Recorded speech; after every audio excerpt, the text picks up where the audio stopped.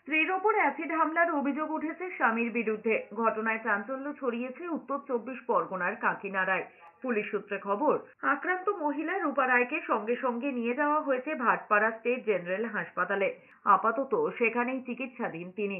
ঘটনায় অভিযুক্ত স্বামী রাজা রায়কে গ্রেফতার করেছে পুলিশ। স্থানীয় সূত্রে খবর, কাকিনাড়ার নারায়ণপুর অঞ্চলের বাসিন্দা রূপা রায় শনিবার রাতে কর্মস্থল থেকে বাড়ি ফেরার পথে স্বামী রাজা রায়ের সঙ্গে দেখা হয়েছিল। দীর্ঘদিন ধরে তাদের বিবাহ বিচ্ছেদের মামলা আদালতে বিচারাধীন।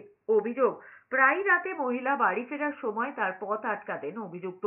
নানাভাবে স্ত্রীকে হেনস্থাও করতেন।